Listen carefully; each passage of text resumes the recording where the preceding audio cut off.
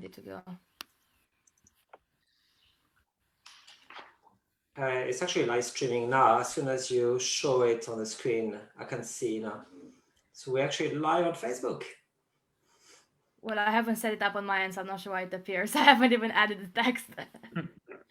I'll start the webinar in a minute or so. So yeah, everyone who is already watching on Facebook, hello to everyone. I'll just start it very soon. Okay, hello everyone. The webinar is now officially live on Zoom as well. Thank you everyone for joining. I will allow a couple of minutes for everyone, especially those who registered on Zoom, to get through this Zoom room.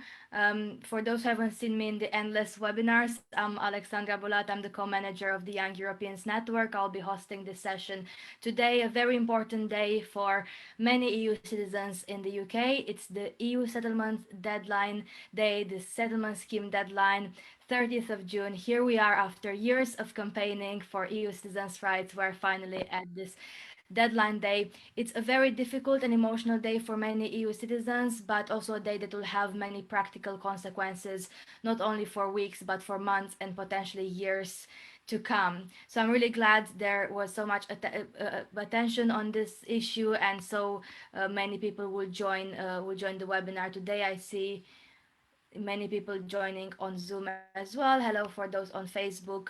I'll just go through a couple of housekeeping rules for Zoom for this webinar before we kickstart the event and get to our speakers. We'll have two parts of the event. The first part is really to hear stories directly from EU citizens in the UK. And we'll have 6 EU citizens speaking about their stories. And this session will be hosted by Elena Remigi, who's the founder of the In Limbo project, who kindly joined forces and organized the webinar this evening with the 3 million. So thank you to the In Limbo team. And also we'll hear some voices from the Young Europeans Network as well, part of the 3 million. And in the second part of the webinar, we'll have an expert panel speaking about the consequences of the deadline, as well as what you as an individual, as a community can do to help out in our campaigns. Couple of housekeeping rules. You have the chat on Zoom. You have also the Q&A function. So when we get to the Q&A, which is the last half an hour of the event, please use the Q&A function so it's easier for the speakers and for me as the person chairing the event to get some of your questions answered by our wonderful speakers this evening. Of course, you can feel free to use the chat function as well to share useful links or commentary, but for questions, please use the Q&A function. Again, if you are watching this on Facebook, you can use the comments on Facebook below the video to ask your questions, and I will try to bring live questions from both Zoom and Facebook to our speakers in after the panel when we do the Q&A. The webinar is live streamed on our Facebook page for those of you on Zoom, and it will be available to watch after. So again, if you have friends or family members who want to watch this and miss the event, you can share the link afterwards. And there will be plenty of useful links from the 3 million and other organizations posted as well in the chat for you to take home. So without further ado, I would like to introduce the first speaker, Nicholas Hatton, the CEO of the 3 million, to say some introductory remarks about this EU settlement scheme deadline day. So Nicholas, over to you. Thank you, Alexandra, and hello, everyone. I feel that it's quite somber, it's quite a dark evening. Tomorrow is actually the Brexit day for me, for EU citizens. This is when the result, the outcome of the referendum will actually be implemented. And I was exchanging messages with Jen Golding of British in Europe, and they feel exactly the same. We're being on that journey. I think everything's going to be said tonight about the deadline, the rights and the wrongs of the scheme. Sorry, everything's going to be said tonight about the webinar, so I'm not going to add to this. I just want to thank you, really. Thank you for all the panelists, all the supporters that are watching, all the activists, the people that joined us at the beginning in 2016, and those that came along all the way up to now in 2021. It's been a journey that's been harrowing in many ways, We made lots of friends at the same time. We discovered vocations, activism for many of them. And so, it's a reflection day for me, but also a sad day because of Brexit implication tomorrow. I will just want to highlight that what's been really sad for me this month is one of our activists, Stéphane Guégan, passed away earlier this month. He was suffering from mental illness and sadly is not with us anymore. So I will just share that page that is his tribute. Just to remember him. Stéphane was there very much at the beginning. He was relentless at lobbying MPs, lords, his local council, and he leaves a wife and a son, but he's always going to be with us. So much love to Stéphane, and I'll share the link in the comments. So if you want to leave a testimonial, if you knew Stéphane, his wife would really appreciate that. Thank you very much. Enjoy that webinar, and maybe we'll speak later for the questions. Thank you very much for that introduction, Nicolas.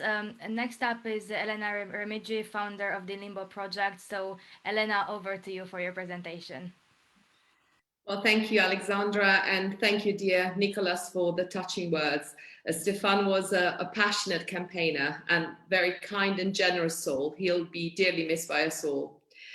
I would also like to congratulate the 3 million on your 5th anniversary and thank you for the invaluable work you've done to safeguard citizens' rights.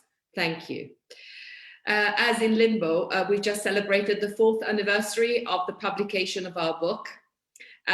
When I look back, I would have hoped that all of this book too, wasn't necessary, but here we are, 5 years afterwards, to speak of our stories, and it's great to do it with you. As Nicola and Alexander said, I'm the founder and director of the In Limbo project. We've been collecting testimonies from EU citizens in the UK since March 2017, as well as British ones living in the EU, to record the human cost of Brexit, which is huge and central to our work. Why is the human factor so relevant to us? Because what happened is not just about having the right documents to stay. This is, of course, important, but it's also about what these 5 years have meant for us personally. It's the toll all this has taken on our lives, the time and energy we had to devote to this cause. It's also the psychological struggle many have been through. It's also the loss of rights, but it's above all our sense of home and belonging, which has been shaken to the core since we've become bargaining chips for the government after the referendum, since we've been told that we had overstayed our welcome, we've considered this place our home for too long. Well, this is our home and we're here to stay. So tonight, I would like to share a wordle with you. I see it's already been shared. We've been asking year after year a simple question to EU citizens. How do you feel? These are the answers back in March 2017. And the next slide will show what you responded now. As you can see, the feelings haven't massively changed. People still feel betrayed, angry, worried, cheated, and unsettled, despite having settled status. Why? Because of a broken promise. We've gone from nothing will change to the promise signed by Johnson, Patel and Gove to apply, or otherwise you could lose your rights. And for many of us, applying hasn't been as easy as opening an LK Bennett online account, as Embarad once told us. Some of us will become illegal only because they're too vulnerable to apply. We're talking of citizens like us who pay taxes in this country sometimes for years. So how can we feel calm or reassured tonight? But here we are, 30th of June 2021, the so-called deadline. And we've asked again in Limbo how people feel about it. These are a few responses, if we can see the next slide. As you can see, all these replies reveal a deep concern. I'm worried, I'm concerned, I'm gutted, people say, particularly for the elderly, for the vulnerable ones. We fear a new windrush happening, as we know that many haven't applied yet and risk becoming undocumented. But also we fear that this status will create problems because we don't have any physical proof, nothing tangible to show to landlords, to banks, to hospital. Is it going to work? We're wondering. Is it not? How the elderly, the less tech savvy going to cope with this? Are companies, banks, landlords ready? These are all the questions, as I was saying, that we anxiously ask ourselves. So is everything fine? Is everything sorted? Of course not. But should we bow our heads in resignation and think that this is the end of the road? Not at all. There's still, I think, a lot of work to be done. We need to remain vocal because Windrush did not happen in a day, but happened in silence. We need to alert as many people as possible of the fact that they can still apply even after the deadline. And we need to report any issue we have with settled status to the 3 million and to In Limbo by sending your testimony to us, please do, so that we can keep the attention high. Each one of us, and I finish here, I believe, still has a part to play. We can still make a difference together. We can still contribute a verse, Walt Whitman would say, if we continue to care for one another, for the cause of citizens' rights, if we create a solidarity network so that people won't fall through the nets, if we don't give up and continue to speak. And now, without further ado, the testimonies. We'll start with Veronica from the Young European Network. So to you, Veronica. Thank you very much for your introduction, Elena, and thank you so much for having me today. My name is Veronica, and I have just finished my politics, philosophy, and economics degree at UCL. But my experience with the EU settlement scheme was way beyond that, because I also worked as a EU settlement scheme advisor throughout the past months in order to help the Romanian community in London and different Romanian communities in the UK to apply to the EU settlement scheme. Now, within my work, I've met a lot of people and I've heard a lot of stories, but if there is a common theme among them is that not everybody could easily apply to this scheme, especially people who don't have the language skills or people who don't have the technical skills, sometimes find it very difficult to apply to this scheme. And at the end of the day, I think it's most important to think that these are people that live on the same streets as we do. There are neighbors, there are friends, and we all have a duty to help them. This is why I also wanted to get involved in helping them. And a lot of them have thanked me a lot. And I've received a lot of appreciation with my work. But unfortunately, I'm still worried because I still hear stories every day about people who didn't apply yet or about people who are misinformed. And even more so, now I more often hear about people who have been rejected from the EU settlement scheme, which is very worrying as well. All in all, I think there is a lot to still be done beyond the deadline today, because there are still a lot of people out there who need the help. And I think we really owe it to them to help them and to keep on informing people. Those who are not in touch with these institutions, but also those who are in touch with institutions, because, for example, as a student, I have encountered a lot of other students who are not as aware of this problem as I was, and they needed guidance throughout this process as well.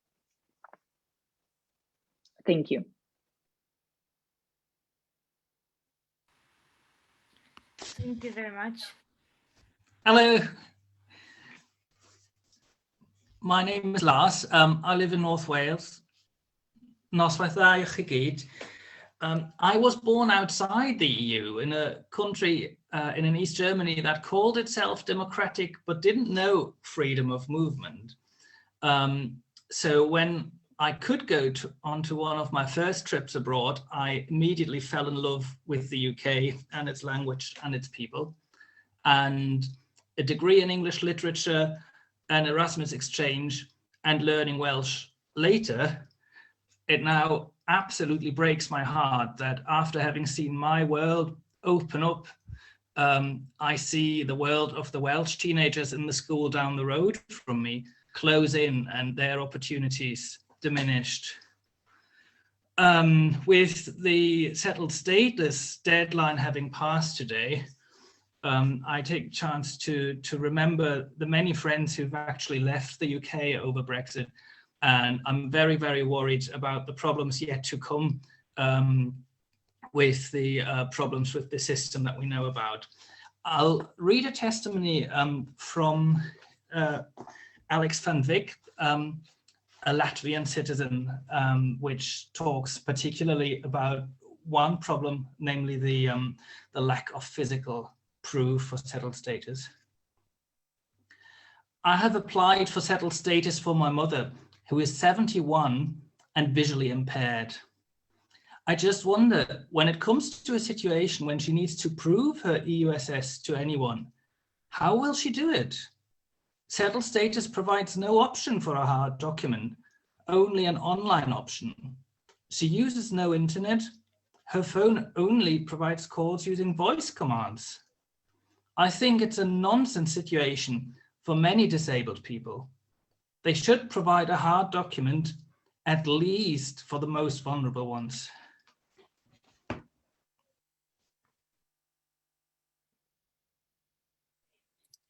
Hi, my name is Hickory. I'm an EU citizen, actually I'm a Dutch citizen. I've been living in the UK since, well, it's 14 years next week. And I've been working as an, EUSS advisor since October, really since after I made my own application and after I made an application for all of my family members, in my household, and also family friends who are mostly of Somali, background, with EU, EU citizenship, mostly Dutch, but there have been Swedish, Norwegian, Danish, French, and all of that sort of thing. And all of them have, found it hard because not everyone is computer literate. And that is a huge thing that people, need to realize with this application, because, it's one thing not having the language to do it. It's another being unsure of how to complete it. Because even a few weeks ago, I had a family who were confused about, why they haven't had a reply for a year, when really the problem was that they didn't realize that they had to press submit twice for the e-student scheme for their children, which means that if I hadn't, called and advertisement that month for them to see me, their children will probably be, undocumented by, midnight tonight.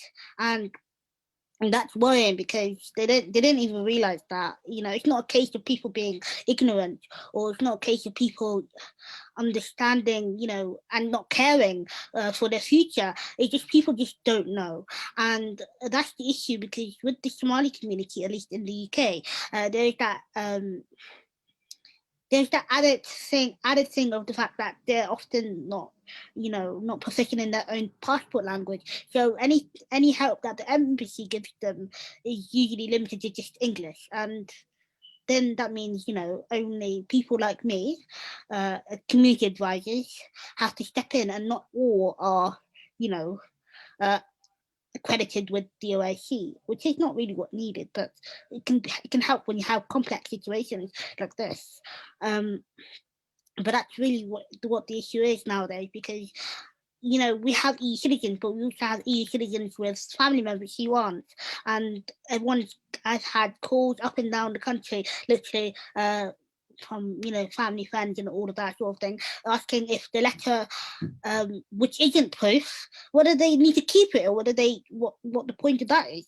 And I'm like, the idea of telling them you don't have a physical proof of status only if you are non-EU citizen, then it's kind of hard, because they can't just comprehend it. Like, what country would allow them not to have physical proof of status when you can get that, for your family member who's from Kenya or Somalia, or technically when they used to live in Europe, they also had a physical proof of status for their own country. So, it's just people, because it's all well and good saying that, we've had enough time, but really, you know, it's one thing to realize, oh, I need to get a card. It's another to realize I've got to log in and then prove it, which when you can't even, you know, read what's on the screen, it's pretty difficult. And I know that many EU citizens across, you know, everywhere know what that's like. But, you know, when you don't have as many advisors who speak your language, then it's a bit difficult. And I've been, you know, seeing that in the last, you know, since October, really, like October last year. And thank you. Hello, my name is Marlese and I'm Dutch and I volunteer in the In Limbo project. I'm married to a Brit and I have 2 children. Britain has been my home for 30 years, but since June 2016, the roots I grew here have been knocked loose and I no longer feel secure. I've had issues with documents. First, I couldn't receive permanent residency because of the infamous comprehensive sickness insurance I never had because nobody knew it existed. Then I applied for settled status in view of getting citizenship on the basis of that. However, I realized I still can't apply because the comprehensive sickness insurance requirement has not been lifted for naturalization. I can't afford to apply and risk losing all my money. So now I have to wait another 8 years. When I look at the experience of many women applying for settled status, in particularly stay-at-home ones, I realize they are at a disadvantage because they often don't have enough document in their name. So they end up with pre-settled status. Some haven't challenged this because they didn't know or they were afraid. How does all this make me feel? Unsettled, frustrated, and very, very angry. For today, I chose to read a testimony from a Polish woman who describes the same frustration. Her name is Katarzyna. I am a Polish national, but have lived in the UK continuously since 2003. I got married here, had children, went to university and worked. However, according to the settled status application, I have lived here for less than 5 years. So I need to find the evidence to support my application. Otherwise, I will only get pre-settled status. I've now wasted 3 hours digging out all the paperwork that I could find from the past and I have submitted it. I wonder, why do I have to prove that I have lived here? I don't remember being invisible to the tax man. Why have I become invisible now? Maybe the scheme should work the other way around. We should all be granted the settled status automatically, unless it can be proven that we haven't lived here continuously for over 5 years. Over the last few years, I've also experienced plenty of hostility and racism. My family's future has suddenly become unsettled. I've really had enough. I considered this place my home. Now, Katarzyna mentioned pre-settled status. Well, the latest figures show 43% of EU citizens are issued with this more temporary status. It means that well over 2 million people still have to apply for a permanent immigration status later down the line. How many of them will be successful in securing a full settled status in the next 5 years?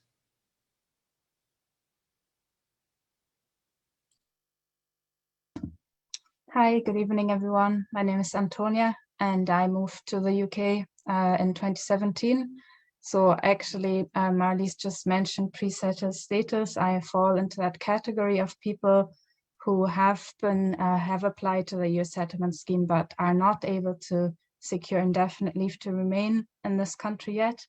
And despite moving to Scotland, and obviously Scotland having a slightly different attitude towards the EU settlement scheme generally, the government has clearly said that it doesn't agree with the EU settlement scheme and the fact that we have to apply to stay in our homes.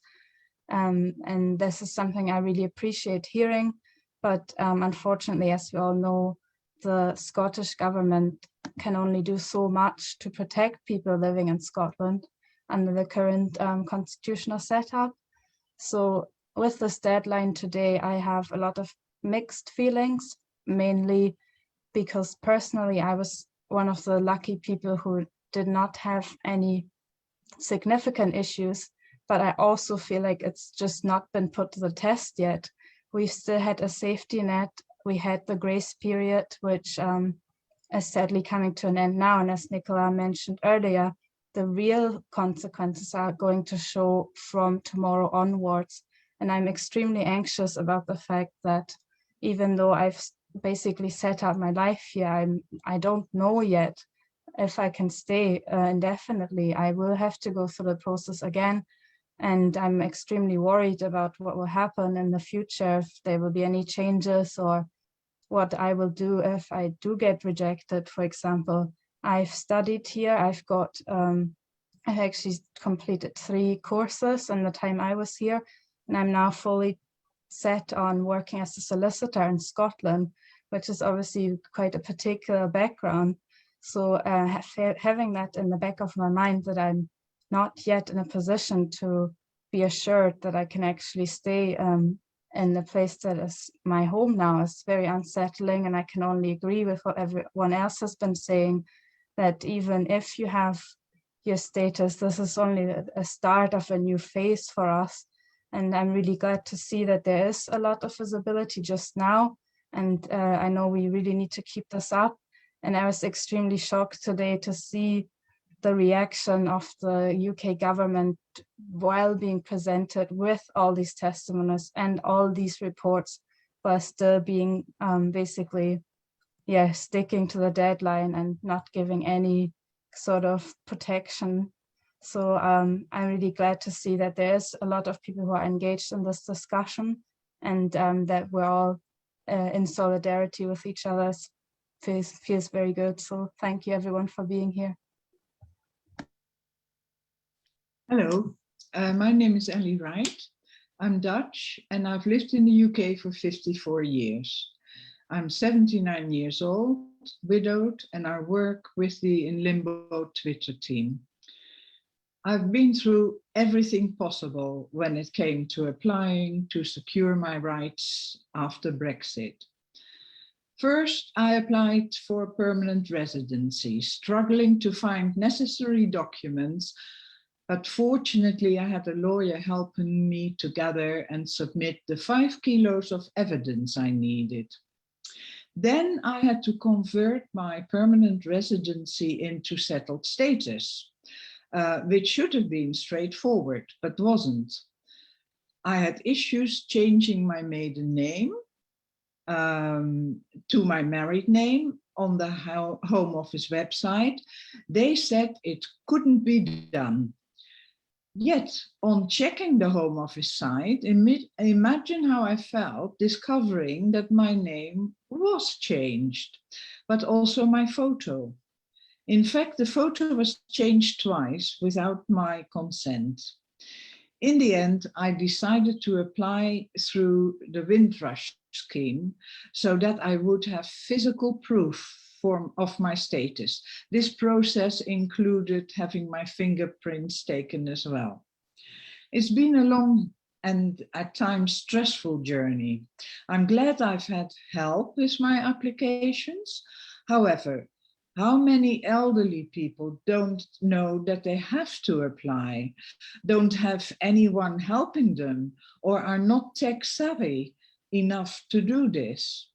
How are they going to prove their status now if they don't use technology or have a smartphone? It all becomes harder or even impossible. And after a lifetime here, they even risk becoming illegal. To give you an example of the difficulties some elderly people are facing, I'll now read a short testimony from our In Limbo book. I'm in the process of applying for my grandmother's settled status. She's 84, from Belgium, but has lived in Scotland since the 1950s. She is so confused with all this and has no idea what is happening. Her 2 children voted leave and have the cheek to refuse to explain to her what is going on. I've been fighting with them on every turn about this, and finally her application was sent off yesterday, so fingers crossed. Her whole life is here. She has cried to me how she will never go back to Belgium now, out of fear of not being allowed back into the UK. It's so hard not to scream at family members who voted for this, but that is pointless now. She does not have a chipped passport, so that made things more complicated. I'm really hoping her application will be accepted. Thank you. Thank you very much to the 6 EU citizens who shared their thoughts with us this evening: Veronica, Lars, Hickory, Marlese, Antonia, and Ellie. Thank you very much for your thoughts and really powerful stories and experiences and testimonies. So now we'll move on to the second part of the event. I see there are a lot of questions coming in the Q&A, also a lot of questions on Facebook. So we'll take some of the questions at the end of the event after we hear from the panel first, and then we'll have about 20-30 minutes depending on how the panel goes on specifically on your questions and mixing the Zoom and the Facebook questions. We won't be able to take any questions live with voice and video, so if you have a question, do use this Q&A chat function on Zoom, or do use the Facebook comments so we're able to see them. Okay, so now we're moving on to the panel. So I'm really delighted to have a panel of 3 experts with different perspectives. So first of all, Luke Piper from the 3 Million, our team member, head of policy at the 3 Million, Dr. Olivia Vicol, the CEO of the Work Rights Center, and also Aluna Lepodato, communication officer at Luton Roma Trust. So how we organize this is each of the 3 speakers will have 5 minutes to have some introductory remarks, and the main question we're addressing in this panel is: what is the impact of the deadline on EU citizens' rights in the UK, and what can you do listening on Zoom or Facebook this evening? What can you do to help?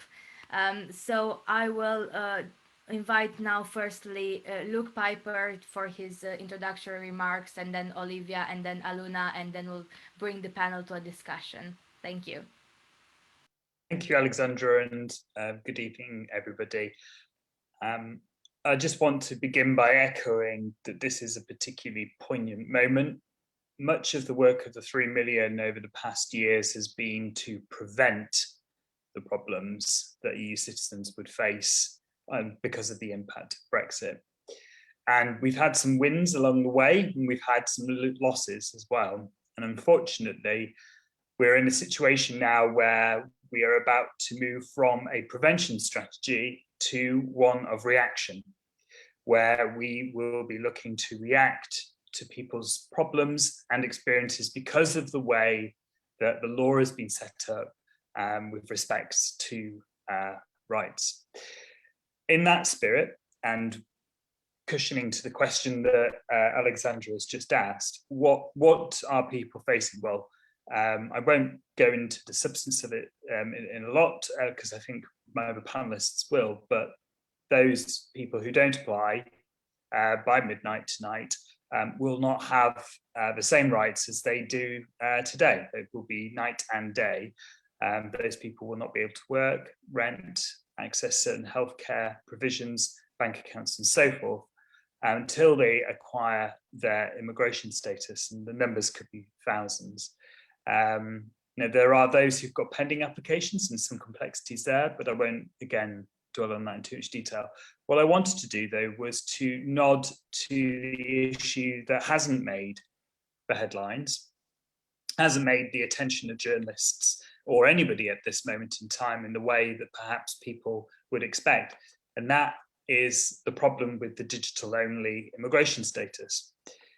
From tomorrow, millions of people, that's millions of people, will have to navigate this digital view and prove service. Now, it's not just individuals, it's landlords, employers, and so on and so forth. They will have to navigate this process, and things will go wrong, I've no doubt. And in that spirit, we are trying to persuade the government to change course, do something different. and we have launched a campaign to do that. As many of you will know, we've been pushing very hard on the government to provide a physical alternative, but we're now stepping up a gear and putting to the government that they need to think about creatively about the solutions. And Tom very kindly posted the link there. We are also gathering lots of evidence to support why the change should happen. It is no use just saying, I'm having a problem, isn't it terrible? It is not enough. That will not bring about the change that everybody wants. We have to be organized, and we have to be coherent in how we represent the problems that we are experiencing. And in that spirit, that's why we developed the reported tool. It's not just a forum by which people can input their experience and the problems that they've been having. It's also a place where we can catalogue, analyse and produce evidence to support why people are having problems. And we are aiming to build on this as of tomorrow. It's crucial also that whenever you have problems with this system, that you tell your member of parliament. I know that feels futile for some of you, but trust me, a wall of sound of problems around this thing will most certainly have an impact, particularly if MPs are being harassed about it. So in the spirit of the reported tool that we've been having gone live now for about 6 months, we produced an interim report, and you can access the interim report by the link that I've just posted there. I'm hoping it's the right link. And in that report, we set out some of the experiences that people have had. For anybody who is dealing with the Improve or has any experience of it today, will acknowledge and recognise the accounts that have been set out in that document there. And it's evidence like this that we hope to use to persuade government that this is the way to go. The final thing I just wanted to say before passing over to Olivia, who will be speaking after me, is to say that there are changes. There are little grass shoots shooting up, I think, when it comes to View Improve. I can't make any guarantees, of course, but we have finally been able to have a meeting with the Home Office team who are responsible for the View Improve service, and they've been prepared to listen to us about the problems that have been identified and the issues that are being raised. So I think there is some opening. I don't know how much of an opening it will be, but it does seem that they are wanting to listen, and we need to seize on those opportunities and mobilise in that sense. So with that in mind, I will now pass to Olivia. Good evening, everybody. Thank you for having me today. My name is Olivia. I'm CEO of the Work Rights Centre, and absolutely honoured to be with you today on this historic day. The Work Rights Centre is a charity founded by migrants. I'm a migrant myself, Romanian, for migrants. We were founded in 2016 to support them, to support you in accessing your employment rights and improving professional mobility. And of course, this cannot happen without securing your rights after Brexit. Today, I speak on behalf of a fantastic team of advisors who, among them, represent communities of Romanians, Bulgarians, Poles, Spanish speakers, Italian speakers, French, Russian, and Ukrainian speakers. Every day, the team have been helping EU nationals and their family members to apply for the EU settlement scheme and to affirm their rights. And every day, together, we've been trying to carve a space for hospitality amidst this hostile environment and the uncertainty. So this is what I would like to talk to you about today. First, let's look at the hostility and the problems we've encountered on the front line in our advice work on the USS. I just want to tell you that over the past few months, the number of USS inquiries we've had has absolutely soared. Every month since March, we've been getting an average of 86 new inquiries. This is 86 new people. In the month of June alone, we've had 120. We're a small team. This amounts to several inquiries every hour, and it's 5 times as many as we've had last year. Usually people contacted us because they needed help with their applications, but also because they had bigger questions about logging in, and this is where we get to the problem of a digital-only experimental immigration status. But they also had questions about their absences from the UK and their abilities to late pre-settled status later into settled status. They had lots of questions about their children's applications and about proving their rights in the UK. Which brings me to my second point, and the thing I'm most worried about today. We're increasingly hearing from people who are having their rights threatened. First, by employers, and I want to give you a few examples. If this is you, please talk to me and my team. We've heard cases from people who were invited for a job interview. They did very well, but they were then told that they could not work without settled status. We've heard about 2 cases like this in the past couple of months. In both cases, they had pre-settled status, they had a right to work. Employers jumped the gun by conducting these checks earlier than they should, and also effectively by discriminating in the process of recruitment. They shouldn't have done it, but it happened. We've also heard from people who were told to take time off work unpaid until they could provide settled status. This happened 3 times. And finally, we've had a tragicomic case where an EU national who had acquired a British passport showed their employer the British passport and was told that they needed to show a share code. Otherwise, they did not have a right to work.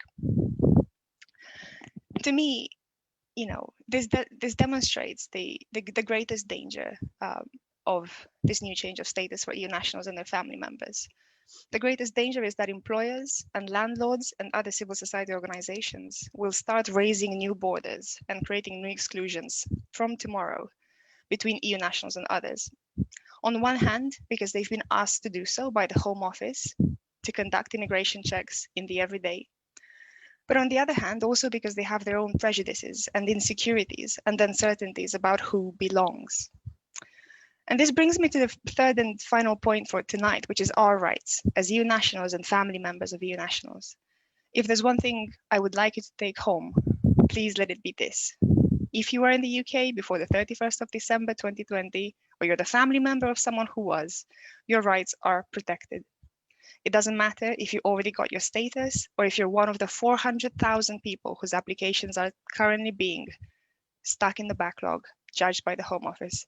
Your rights are still there. You have the right to work, rent, and apply for benefits. The only difficult case is if you have pre-settled status, no history of employment, and you're looking to apply for benefits. In that case, please do get in touch. Things are a little more complex. So please stand up for these rights. If you feel like they've been violated, please use your voice to report it.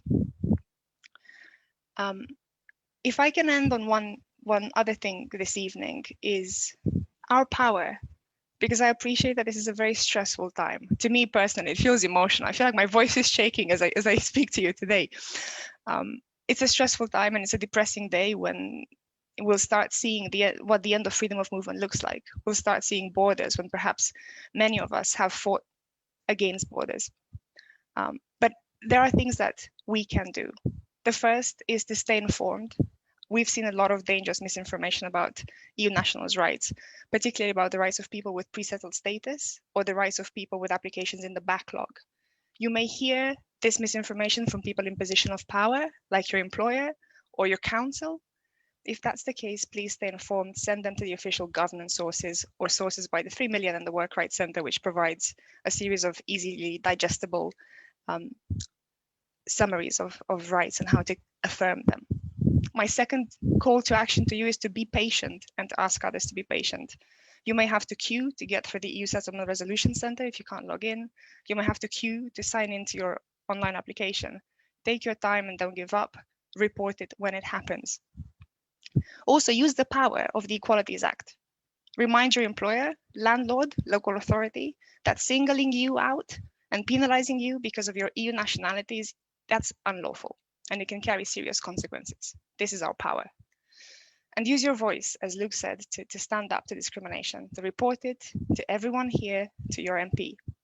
And finally, if I can end on this one thing, it's to be kind, to carve a space for hospitality, to support your friends and your neighbors with your kindness, and to direct them to the appropriate resources when they need help. The Work Rights Centre is one such resource. We provide advice in a range of languages, so please do reach out to me and my team. Thank you.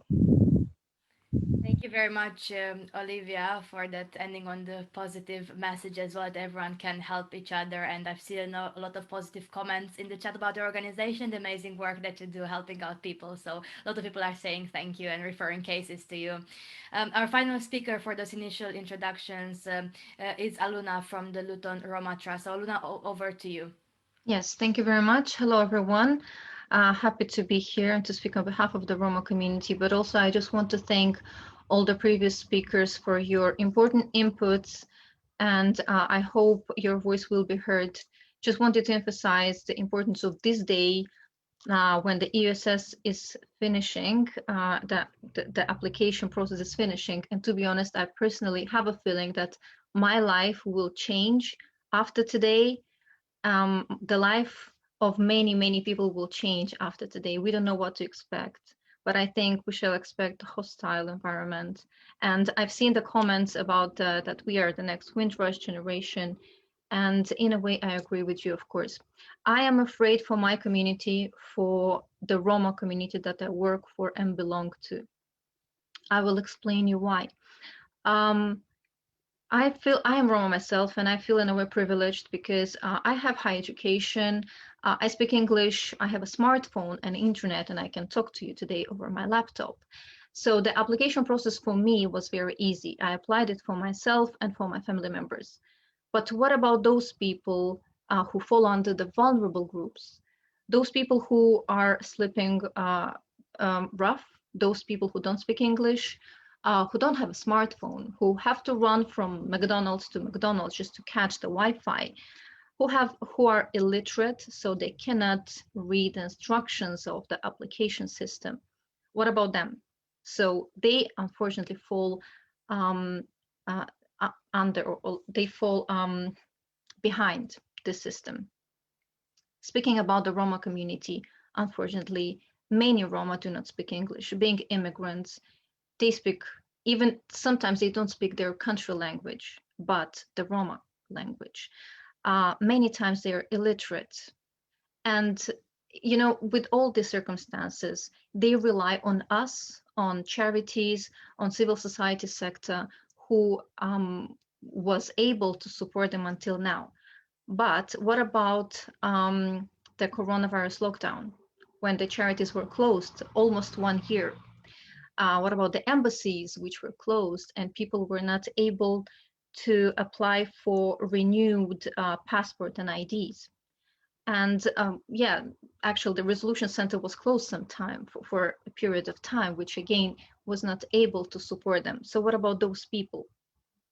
Unfortunately, today we face a situation when a big part of Roma community members, EU nationals, did not apply. Just a few hours ago, I came from Luton, from our office. My colleagues are still there supporting, you know, our beneficiaries to apply as the last day, and the office was full of people. As the last day, people just, you know, didn't have any other opportunity to come, because before we were, you know, lockdown opening just 1 or 2 days a week. So we realized that a big proportion of Roma didn't apply, because they didn't have the information in their language, because they were not able to help themselves and no one else could. Of course, as a communication officer for a Roma charity, one of my targets was to inform people, to spread the information about EUSS in Roma community. But of course, we couldn't inform all of them. Discussing with my other colleagues working for the Roma community, Roma charities and Roma communities, we've realized that we will lose a very big part of our community members, those who've fallen outside of the system. And that's why I'm afraid. I'm afraid that people will be leaving, will be forced to leave. I'm afraid that families will be split apart because, you know, parents applied, children didn't apply. Again, misinformation. People didn't know that they had to apply for their children, for example. People didn't know, many of them, that they had to be here in the UK before 31st of December in order to apply. So this misinformation is, you know, impacted a lot the Roma community. And working, you know, with other charities supporting other immigrants, I know the situation. is similar to other vulnerable communities of EU nationals. What I want to say is you still have a few hours. If you're able to help yourself to make the application online, please do so. My only, suggestion would be, let's be friendly to each other. To be honest, I'm expecting, again, I'm repeating myself, hostile attitudes as EU national in the UK, but I want to call, let's be friendly. We're here. This country was our home, and it still will be my home and home of many EU nationals. And I want to continue, friendly relationships. And if we can help each other, let's do that. Thank you. Thank you very much, Aluna. It's important to end on a positive note as well. And one of the key messages of the 3 million since we met each other as a group after the referendum was, this is our home. EU citizens are at home in the UK, and this is how things should stay. Now we have about actually quite a lot of time for the Q&A, and I'm sure people will be delighted for this because there are so many questions to get through. So whoever wants to be in the Q&A part, including some of the speakers during the testimonies, you can also chip in the discussion.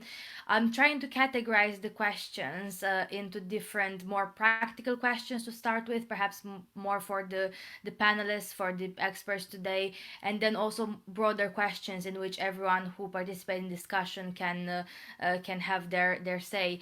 There are many practical questions both on Facebook and here on Zoom. Let's start with this one because there are quite a few questions about the backlog, and I really like this one from Jasmine on Facebook saying, have the Home Office indicated when the backlog will be cleared? But there are other additional comments about what happens to the people in the backlog, what kind of rights do they have. I'm not sure if especially Luke or Olivia or Aluna as well, if you'd like to make a comment on that, on the backlog situation in general, what people should expect on that.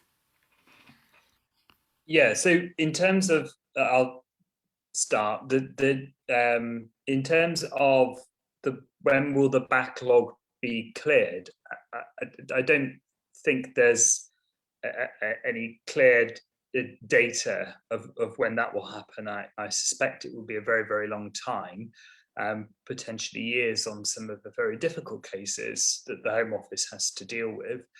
We've had evidence from freedom of information that's been disclosed to us, which suggests that some of these cases, they can, the sort of middle of the road sort of cases, as not the easy ones, can take, between a month and 3 months to decide.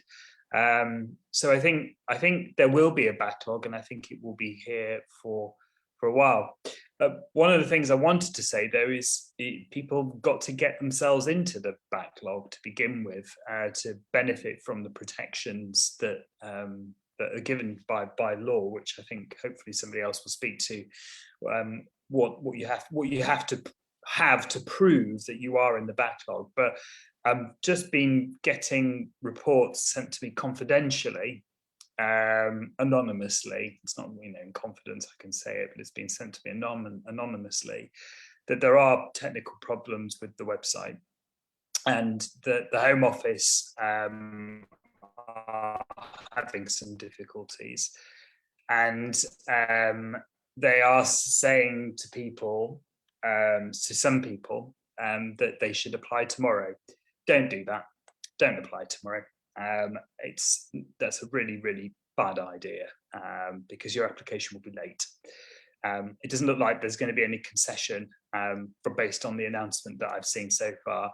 But if people are struggling still to apply now, I would strongly suggest that they contact the Resolution Centre telephone number. And I appreciate it's difficult to get through, but I think people need to do everything they can to try and get their application in today, and hopefully there'll be some more information published online, but it's not looking good.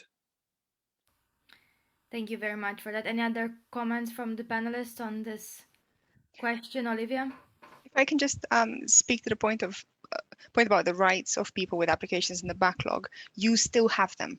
And I can see that Tom Pratt in the chat asked this question as well. What can we do as supporters of EU nationals' rights?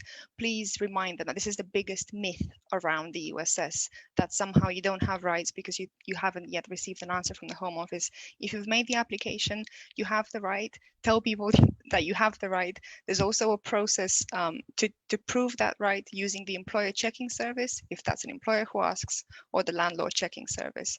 So yeah, that's the simple message. You have the right. There's a means to prove it. If people tell you otherwise, just fight back. And if you don't know how, contact the Work Rights Center and we'll show you. Thank you very much. Very important point, Olivia. Another very practical issue that I see it raised so many times on both Facebook and Zoom is about traveling outside the UK and coming back into the UK, even for people with status, and how will the border officials be able to distinguish between those with status and those without, and many questions about just how it will work in practice after from tomorrow onwards. So again, I'm not sure if the panelists want to comment on that in general, like how would that look like, or what is still not known in that sense, because I'm sure there are some things that we're still expecting answers from the Home Office. Luke or Olivia has their hand Thanks, up. Olivia. The latest information I have is that if you have settled or pre-settled status, and you've made sure to update the Home Office with your latest ID, and that's the ID you travel with, the e-gate should be able to recognize that you have status. That's the information. I can't vouch for the practice, but in theory, if you've updated the Home Office and if you're traveling with the right document that they have on record, you should be able. You should have no problems. So what is still not known in that sense in terms of traveling? Luke, you want to comment on that? Yeah, I was going to say that unfortunately the way that the border is going to work from tomorrow is a little bit complicated. But the long and short of it is that if you're an EU citizen and you have a pending application with the Home Office, so you're still waiting, you can travel to the UK, and indeed you would need to have evidence of that. And what we are going to do is hopefully by next week we will update on our website the various points and things you need to know about traveling to UK. We've been consulting with somebody who's a lot smarter than I am when it comes to border control, to give us a very clear structure in terms of what people need to have with them when they come to the border, and what will be checked and what will not be checked, because things are being pieced together now in a way that let's say really been emerging over the last few weeks. So unfortunately nothing that we can give you today, but it's something that we will be publishing imminently as we get it. Thank you for that. A few questions around here. Again, I'm trying to group the common themes. A lot of confusion about the Home Office's so-called 28-day extension, wrongly called in some of the press and so on, 28-day extension. So people are really confused about that 28-day figure it's being cited in the media today and the last few days. So would anyone want to perhaps speak a bit more about, people are asking about late applications and the 28-day issue as well? Yeah, I'm happy to go again if that's okay. So there is no 28-day extension of rights. That is not true. If you haven't applied, that's it. The rights change tomorrow. This 28-day notice, this thing, is essentially, if the Home Office are issuing it, it's essentially a notice to tell you that you need to apply, and they're giving you 28 days in which to do it. It's unclear what happens during those 28 days in terms of your relationship with the Home Office, but you will have to apply by the end of the notice. there are instances where an employer or a landlord can give notices, but that's only for people who are in existing employment by today or in existing tenancy, that the landlord can do that. And finally, it's understood that the Department for Work and Pensions, and I know some people have received these letters already, telling them that they need to apply, and some people have been getting them when they don't need to apply, but it's understood that the Home Office will be working again with the Department for Work and Pensions to send some more letters to people to encourage them to apply, because it's understood that there are approximately over 100,000 benefit recipients who have still to apply to the settlement scheme. So there's no extension.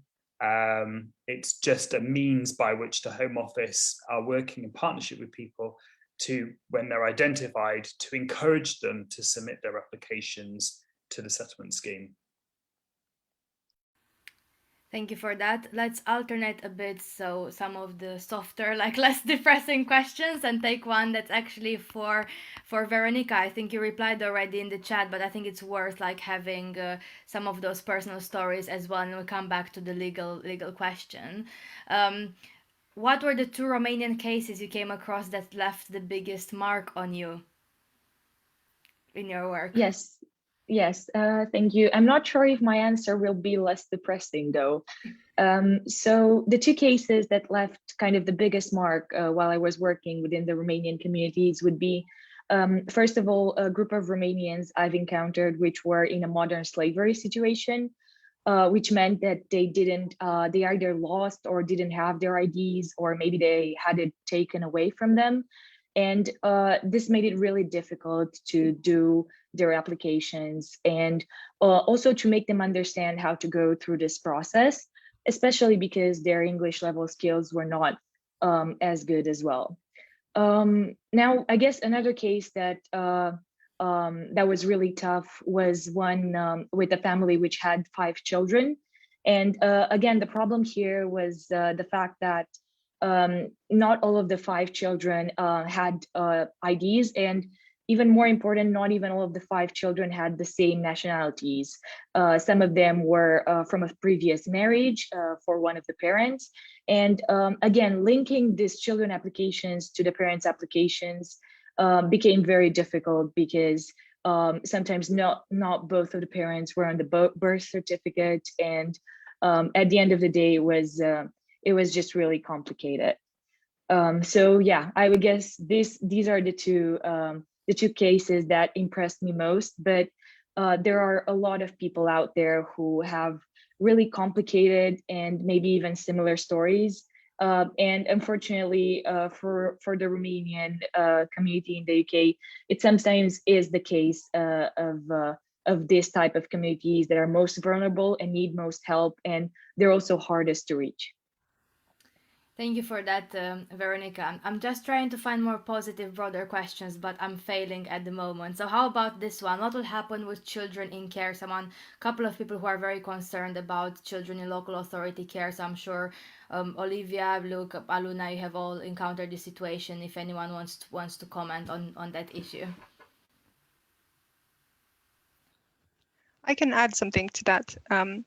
So I think it's important that we pay attention to children, and it's understandable that we're very concerned, but also in the grand scheme of things, children are the most protected when it comes to late applications. So if an adult makes a late application, they will have to justify to the Home Office why the delay happened. And the Home Office has a series of reasons it considers justifiable, like being a victim of modern day slavery, or being a victim of abuse, or being incapacitated in some reason. For children, that's not necessary. So children should be supported in applying. Thanks for that. Anyone else would like to comment on what the situation is? There are a few comments on like foster carers being informed, a few comments about care leavers as well. So would you like to add anything to that, either Luke or Aluna? Yeah, I think it's an untapped issue, frankly. I think local authorities have tried. I don't think they've not tried. I think the Home Office have tried. They've tried to be creative, a bit creative in terms of thinking about how they identify children in the community who are either in their care or recently care leavers, or those who are in different kinds of supported situations. But I'm afraid to say, particularly from the charities and organisations I've spoken to who are working on this, have all said to me that we're unfortunately woefully unprepared, and the situation is bleak. I know it's very depressing to say that, but it is. There's the data that the Home Office have acquired of local authorities, I understand, is inaccurate, and there are still some considerable risks. It's worth bearing in mind that for some of these kids, the problems will become quite clear very soon, but for others it could be years down the line when something actually emerges as an issue. There may be 10 now, and then in 7 years' time, when they're trying to get a job, they won't be able to. So it's reason why people are so focused on it is because these children are not only vulnerable because of their immigration status, but they've been placed in care, and unfortunately, children who are in care do often suffer some quite unfortunate experiences, and they often end up having some bad life choices made for them, unfortunately, and it can be quite disastrous. So everything needs to be done to support those children. That's not to distract, though, from other children who just may have parents who, didn't really think about their children's needs. It's perfectly understandable. It does happen sometimes. They think everything's fine. They don't really think about it. I remember when I used to practice as a solicitor, I used to come across it all the time when parents used to come to me and they said, "Oh, we sorted ourselves out, but we didn't really think we needed to do anything for our kid." And then it was too late. And I think that there will be a legacy of that. I've practiced as a lawyer for a long, long time to know that that is definitely something that will rear its ugly head over the months and years to come, unfortunately. Thank you for that. I think there are a few follow-ups on this, and I will let the panelists perhaps respond on the chat, like some very specific things about social services and also the children in care in general, and the statistics about, yes, if all the applications have been made for looked after children. The short answer is no, but I'm sure Monique will be able to give you some detail about some of the publications on that. There are some questions here on Zoom as well as on Facebook, and some comments about this perhaps small but yet important category of people who wanted to apply for British citizenship, had a permanent residency document, but haven't applied for settled status yet because they're still waiting for the citizenship decision based on the permanent residence certificate.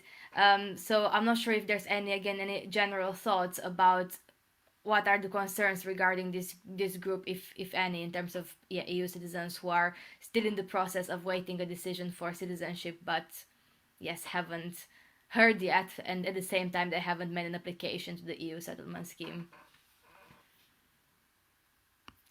I see. Sorry, look, it's another depressing question. All the questions are really, really specific, so I'm just trying to generalize as much as I can. I understand. I mean, sorry, just so I'm clear, the question is, if I have an application pending for naturalisation, yes, and they've not acquired their status by the settlement scheme, what are their rights? Is that the question? Yes, exactly. People who applied based on their permanent residency certificate, permanent residency card, but are still waiting and haven't applied to the settlement scheme yet. Right.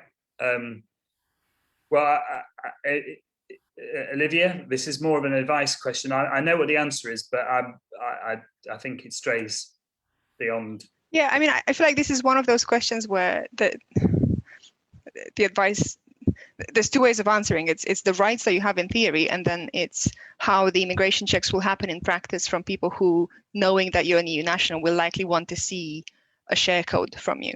So I guess a safe option would be to avoid all the questioning in the everyday with employers, landlords, and so on. You might want to get the USS just to have the share code. but you should still have the right to the extent that you were in the UK before the 31st of December. Look, is that right? So putting an application for naturalization isn't an immigration application. So your immigration status isn't protected whilst your naturalization application is pending. So it's absolutely essential for those who are in this situation that they really need to be thinking about applying. But I would say speak to somebody, but it's 8 o'clock on the day of the deadline. But it's a really precarious. In law, it's a very precarious situation to be in. Very precarious. So if there's anybody in that situation, they might want to speak to somebody fast. I would suggest. Thanks for that. A question I think now, based on what Aluna has been speaking earlier on the panel, from Rowena here, I think it's a very important question. Do you know if the Roma people have been able to receive some help and assistance in signing up to the settlement scheme? And do you think the government and local councils have done enough to promote and advertise the scheme? It seems to me that for Roma people, this has been a failure by our government. Yes, Aluna sent me a message saying that her internet dropped out, but if anyone else is happy to speak. Oh, sorry about that. Maybe Olivia or Veronica or anyone who worked with Roma communities as well can answer, and we can bring Aluna back as well, because there are a few questions on the Roma community, so I'll bring the next one. Not sure if you want to comment. I think I can take this one. So I think there's definitely not enough information for Roma communities out there, and I have seen this especially because I've been working on a project where we've been distributing some videos and information in Romanes as well, and we had some live sessions for people in these communities as well, together with Aluna. And we've seen how disinformed or misinformed the people are through their questions. So we did as much as possible to help them, but definitely more contribution from the government would have helped, and maybe even more funding, empowering people from within the community to help the community itself. I would say that would help as well. Thank you for that. Yes, I have a few comments, not necessarily questions. Thank you everyone for commenting. Apparently the Resolution Center is open until midnight tonight. I actually didn't know this. So that's good job. Good luck to everyone working at the Resolution Center with the thousands of calls today. Moving on, I think there's an interesting question about, Olivia and also Aluna have been speaking about how can others be involved and the positive message and being kind and helping our neighbors. But there are a few questions here about what can British people do to get involved in those issues, to help with the campaigns. So I think it's a question for everyone who wants to chip in, this both people on the panel and those those having the testimonies and who worked on many campaigns with British citizens. So what do you think about that? How can there be a stronger collaboration between EU citizen groups led by EU citizens with perhaps British campaign groups and organizations? So just jump in. I'm not sure if who wants to start. I see Elena as well, or maybe Nicolas. Let's see, Olivia, and then Nicolas, and then perhaps Elena as well. I'm going to make one short point just from the perspective of employment, and think of your colleagues at work. If you suddenly see your boss intercept your colleagues based on where they're from, saying, okay, from tomorrow you have to prove your right to work because you're Romanian and you're French. And if you're British and you see that happening to your colleague, please say, I'm sorry, that looks like you're directly discriminating on the basis of nationality. That's not okay. The company can be in trouble. Are you going to check all of our right to work? So you can do things like that. Just intercept the small abuses and the small excesses of power. Over to Elena. Yes, no, I totally agree with what you're saying. Is my mic? Yes, this microphone's on. And I think we, as I was saying as well, we need to create a sort of solidarity network. I don't think that EU citizens live in a vacuum. You know, we live in Britain. This is our home. And, you know, we need all the support we can have from British citizens. Many of us, after all, are married to Britons. So it's very important that, you know, we work more and more together.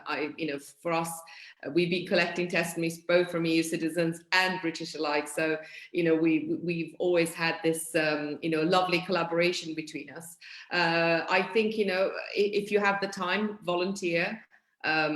Come and there's always so much work to do. So, and as Olivia said, if you see anything, just help recognize any abuse and support our cause. Thank you, Elena. And Nicholas? Yeah, that's what I was going to say. Volunteering is a great way. We all started as volunteers in the 3 million in 2016 because we thought there was something really deeply wrong with what happened. We could see today coming 5 years ago. So if you feel the same now, join the team. We've got 2 fantastic volunteering teams. We've got Young Europeans, chaired by Alexandra and Lara for the under 30. And then for everyone else, we've got a grassroots campaign team, which does amazing work.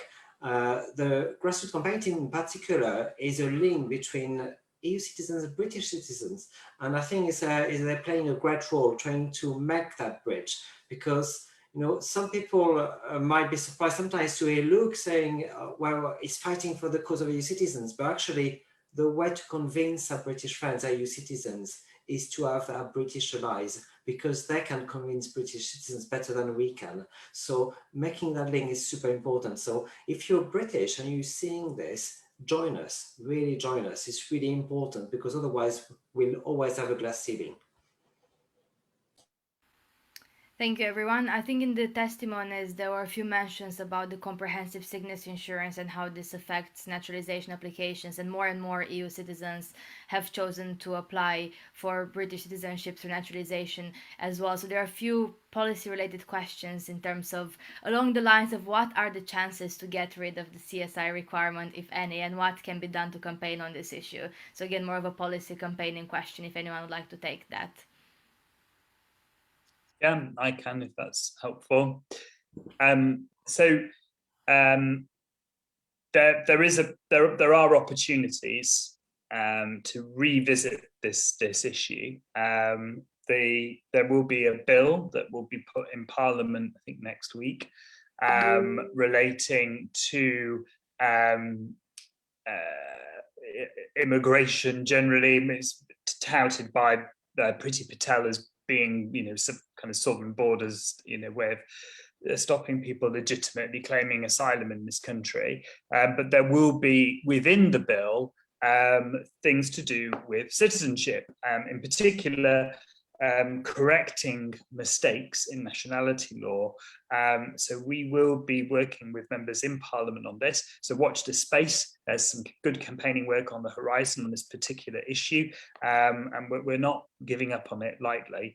And secondly, to say that the European Commission still has outstanding legal proceedings on this. I know that's been going on forever and a day, but it's still a very much live legal issue. And the final thing to say is that a person in Ireland, Northern Ireland, I should say, has had a case referred to the European Court of Justice to ask and deal with this exact issue. And that case is yet to be considered by the European Court of Justice.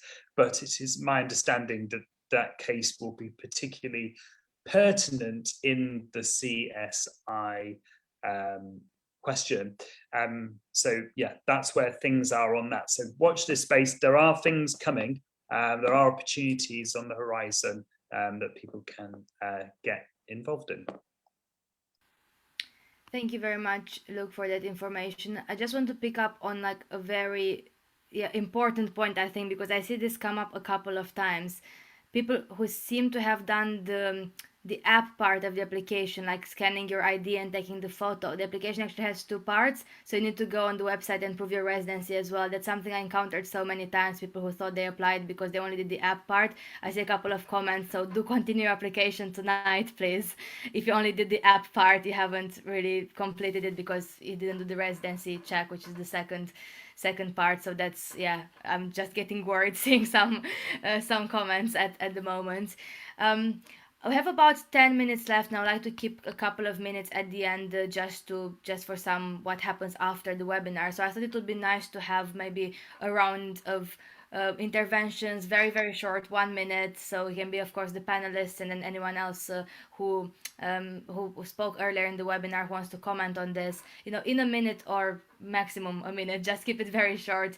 What are your hopes? I mean, like, this is a very negative day for many people, like very emotional day for many EU citizens, but what are your hopes, or like your one hope from the government, or one thing that you'd like to change after the first of July? And I'm sure we all have like different, like our shopping list of many changes we want in terms of the government policy, but if you can focus on one, so we can start with the panel, we can start with Olivia perhaps, and then we can go around and just say one sentence so we can provide people with a positive end of this webinar as well. So what can we be realistically confident to campaign on, and people can get involved in our campaign? So Olivia. You've put me on the spot. My hopes are that they change the stance on the deadline. As unrealistic as it sounds, I think it's in all of our interest that they do that. They welcome all late applications, no further discretion. And they they understand the importance of giving people physical status. That's the dream hope, but the main one is welcome late applications. Don't let people fall through the cracks. Thank you. Luke? So this is a general point, but for the work that many people who are on this call now in the audience attending over the years, hard work that's been put in. Before that, all EU citizens would have had to pay for the privilege of getting EU settled status. It's free. It's free. It's free not because the government were feeling a bit generous and feeling a bit nice. It's free because of the campaigning work that was done by a lot of people on this call now, and other people, and so many other people that can't even mention, because the list is so long. So change can happen, and it comes through the methodology and the advocacy and the tactics that we've been doing today. I know sometimes it feels like nothing is going anywhere fast, and sometimes you lose things, but do you know what? Sometimes you win things as well, and the fee is a really, really good example of that. And so I just wanted to kind of inject that positivity into doing this sort of work. I wouldn't waste my time on it if I didn't think it was worth doing. These past 5 years have been quite a journey for me personally, never mind for all of these EU citizens who I've been proud to support and help over the past years. But the thing I want to see change, and I'm hopeful for change, is exactly same as Olivia. I believe that when the government starts seeing these problems, and as they emerge, I do believe that they will start to listen more, because all that we've been doing now is a prevention strategy, as I said at the beginning. It's just talking about prevention, and reacting to things is a much different way of doing advocacy. And we hopefully, fingers crossed, our hard work will pay off. Thank you, Luke. Elena, what's the one thing the Limbo project would like to see change? Well, I have to agree with Olivia and with Luke. I really, would like to see the deadline lifted. We've been, tweeting forever about ditching the deadline. But also, I think that we'll start seeing all the issues of, this digital status in practice. I'm not hoping, for problems, but at the same time, I think that when you see it in practice, I hope it will, they'll somehow start to listen. So this is really my hope, because I cannot see it working easily, and I don't think companies, everyone is ready for this.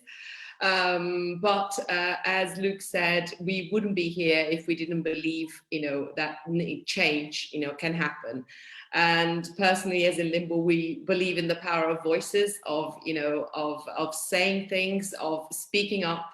So I really hope that people take this seriously. I mean, we really need to keep going and to keep saying, what's not working, and reporting. And so, in my opinion, this is vital to any campaign. So, this is my hope, that they will start listening, because things will start going wrong. Indeed, it's always like a bit too little, too late with some of the changes. So it's really important the government starts. Yeah, but we have for instance, we have a vaccination passport. We'll have it soon. I don't see why EU citizens can't have it. It's reasonable, to have, for instance, a secure QR code. So I really believe that these are things that could be put in place to make the lives of millions of people easier. Thank you very much, Elena. Nicolas, would you like to briefly comment? What would you like to change? It's, in a way, when I came in '95, the atmosphere felt different. I don't know whether it was different, but actually felt different. I remember meeting people of all walks of life, British people, and there's banter, because I'm French, a lot of banter, especially with rugby games, but it was just banter. And then everything became a bit darker and politicized because of the referendum. So, going back to less hostility, to more understanding. Of course, there's lots of policy change I want to see, but actually, culturally, I want to feel more integrated. And it's easy for me. I'm in Bristol. Bristol is a nice European city, but if you live in places which are more difficult for EU citizens to live, this is where we want to see the real change. Thanks, Nicolas. I'm not sure if any of the EU citizens who spoke in the first part of the webinar would like to comment anything. Maybe in just like one word, like in the last 5 minutes, like in just a few words, one sentence. Veronica, what would you like to change for you and your community? Sure. So I guess my one hope for the future would be that vulnerable communities are better thought of and better reached out to. Because the way I see it, I think maybe the EU settlement scheme was a really easy process to go through for some people, while for other people, it just fostered a hostile environment for immigration. And I wouldn't like to see this happen anymore. I would like to see kind of a level playing field in the future. That would be my one hope for the Romanian community. Indeed, leveling up rights rather than leveling down rights. Lars, one sentence thoughts? Thanks all very much for your contributions tonight. I had over the past year tried to take a bit of a step back, and tonight was so upsetting and so worrying, all the many problems, many of which I didn't even know about. My biggest hope at the moment, I think, really is that everyone's status gets secured easily and generously. I use when I came to Britain, it was a very welcoming country, and my hope really is the same as Nicolas, is that we can see this again in our lifetimes. Indeed. How about yourself, Hickory? So my biggest hope is really for employers, landlords, local authorities, job centres to be a bit more kind, to realise that really this isn't a choice. This wasn't just a lack of ignorance, or carelessness. Just people didn't know, and people didn't really have a choice in how the referendum went down in 5 years ago. Indeed, most of us didn't have a say in decisions that impact us directly. Indeed. Ellie, what are your final thoughts on this issue? I agree with Elena that a QR code, like we have been given for our vaccinations, which can also be printed off as a PDF, that would help a lot of people, even the ones who are not technically savvy, because someone else could do it for them.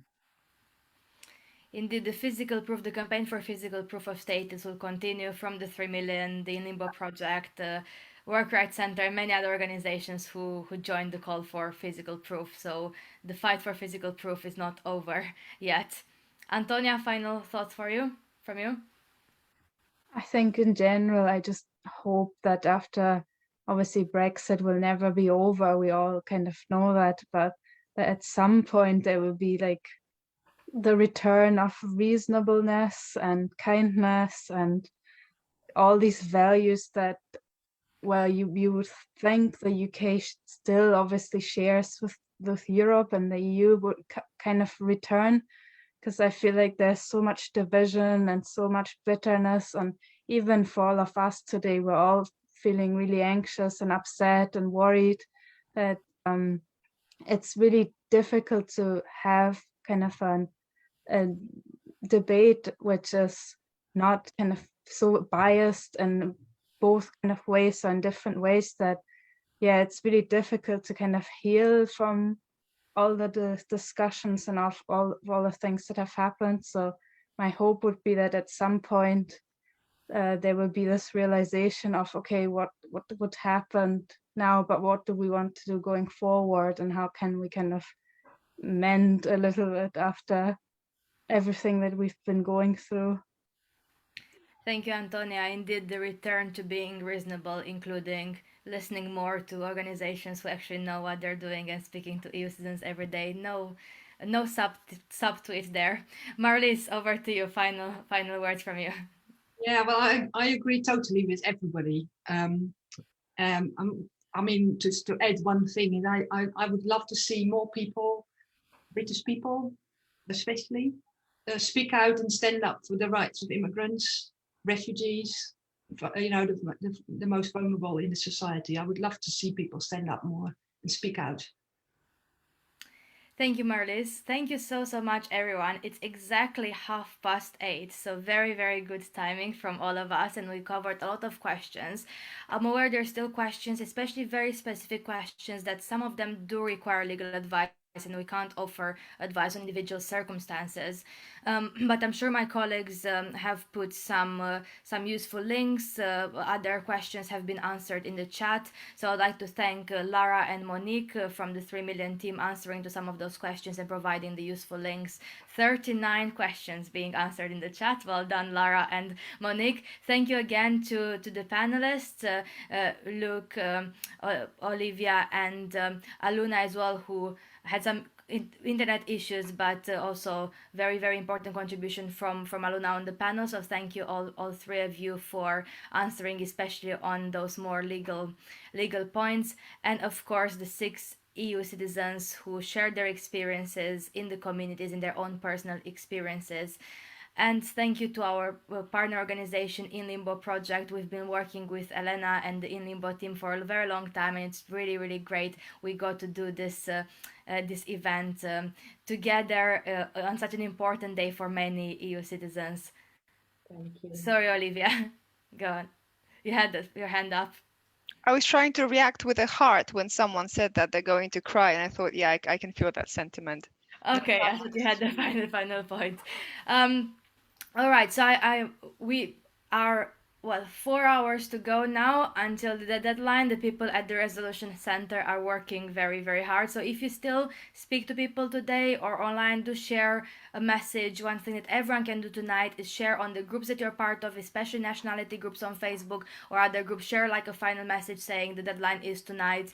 And also do join us in our campaigning. You have many links in the chat as well. The webinar has been live streamed, so it will stay on the 3 Millions Facebook page. You can look back at the comments and the links that have been posted there. And for those of you who registered on Zoom. Those of you who I have the email addresses, I will also send a follow-up from the 3 million with the recording in case you'd like to share it with other friends and with some useful resources. There are many very nice comments on the chat, so thank you everyone. A lot of praise for all the organizations involved. We've been all very busy answering to queries today and doing many media interviews, all of us here. So thank you everyone again for your nice comments. Do stay involved. The fight for citizens' rights is not over. After tomorrow, a lot of issues will actually start, and we're here to campaign on those issues, to highlight those issues in the media, and not to let those issues just be overlooked by some groups or people. I'll just stop here before I make any political comments. So thank you all. Have a very good evening. And thank you, Alexandra. Thank you, Alexandra. Thank you. Bye.